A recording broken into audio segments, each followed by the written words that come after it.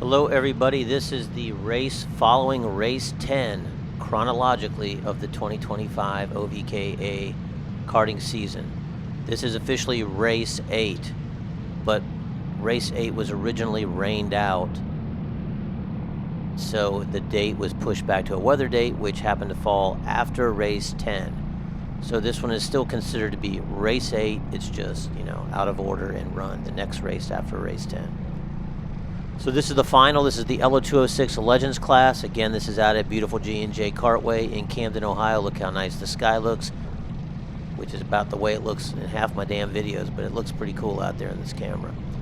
Anyways, I qualified second earlier in the day, and then in the pre-final, I was pretty fast. I had probably, I think, the fastest 3 laps of the day in the Legends class, but I still finished third. So I am starting this race in third. This is the final. And P1 gets one hell of a start. I was still able to stay behind him and come out in second place at the end of the turn 1. And so, I'm heading on down and things are starting out pretty decent. But I do have the 84 and the 318, hot on my tail. Everybody was relatively fast today. This is a 12-lap final. We had a 10-lap pre-final. And the 221 has been hot as of late. I think he won the previous race.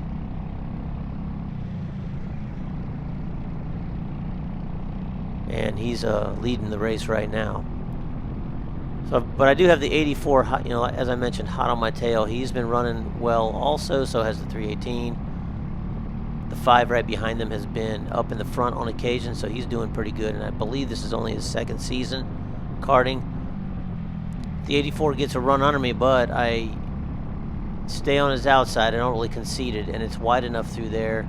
And I knew that I was going to come out on the inside, that I just held my line and was able to maintain my position. So I'm still in second place. That little love bump right there probably gave me a little extra, an extra fast lap right there, so I don't mind those.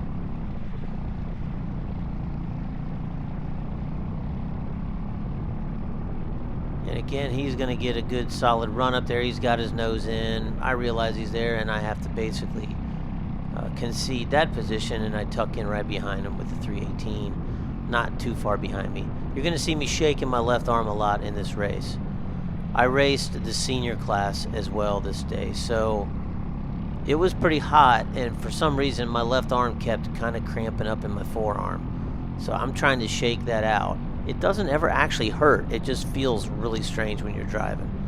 So I'm shaking it out, but it's not making me, grimace in pain while I'm driving. I can keep on driving. It just feels weird. But you've seen that turn before. It's the A turn. Not my favorite. But I'm getting better as the seasons progress. Where probably I'm hitting it better than, better every time than I did 3 years ago, but still, there is room for improvement on that turn.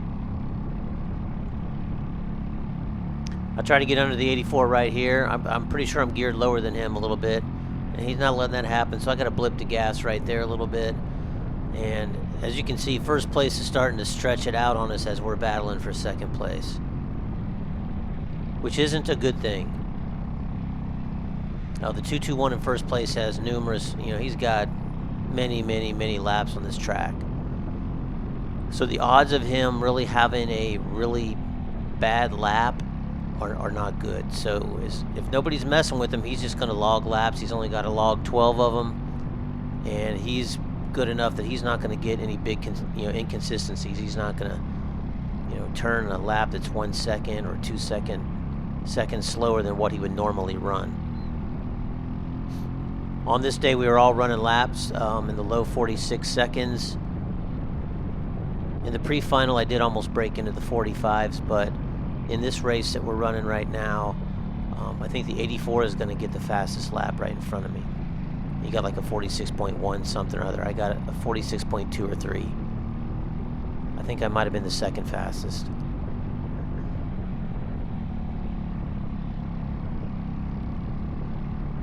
But again, we may have already passed halfway. I don't know. But I'm still struggling to get past the 84. I talked about him in the last video for race 10. He is again in his Burrell Art AM29, Love and Life. The 221 up there in first place. He's in a Coyote Zenith, I believe it is. And they've been doing well at G&J. So I got a great run right here, or he got a bad run. You never can tell. But I'll say I got a great run, and I got underneath the 84 right there. And I'm going to leave the camera facing backwards on this because there is a bigger gap in the front with first place. So for me, it's sometimes more interesting to watch the guy behind me because I can see where he's closing up on me.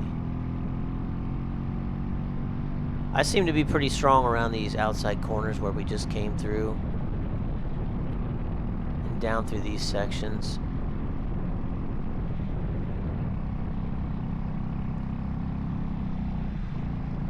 But he did close right up on me right here. But I get it again. I might be geared a little lower than him, so I was able to pull on him down through here. But I've noticed he brakes differently than I do and seems to zoom up on me in turn 1 right there. But I don't know if he's in the brake longer than... He gets in it later but stays in it longer, so I'm back on the throttle before him because I tend to pull on him heading down towards turn 3. But again, I think my low gearing and me trying to shave distance off the track helps through this area. Although, he might make most of it back up by the time we hit the corner right there. Although, I'm keeping the gap in front of him on the slap. I don't think he's going to close right up on my tail like he did on the previous lap. Yeah, so I have a little gap coming through there. And he ran over the berm. And I don't know if that slowed him down a lot, but I did stretch it out just a little bit on him right there. One thing I have been noticing about that A turn is that many drivers have just decided to straddle it. They make zero attempt to go to the right of it completely. And I'll mention it again as we close in on it on the next lap. But yeah, so I'm going to go ahead and spin around to the front because I'll maintain that gap on third and fourth for pretty much the rest of the race. So coming right up here, you're going to make this right, and I've seen people, they just start running over that. They just straddle it. They make no attempt to go around it to the right. So now we're on the last lap. Basically, as you can see, I have not really made up any difference or any distance on position 1. 221's got my number. I stayed, when looking at the times, I stayed at about a 1.2 second gap behind him. It kind of fluctuated up and down a little bit, but stayed right around there. And he didn't have any bad laps. He didn't screw up anywhere.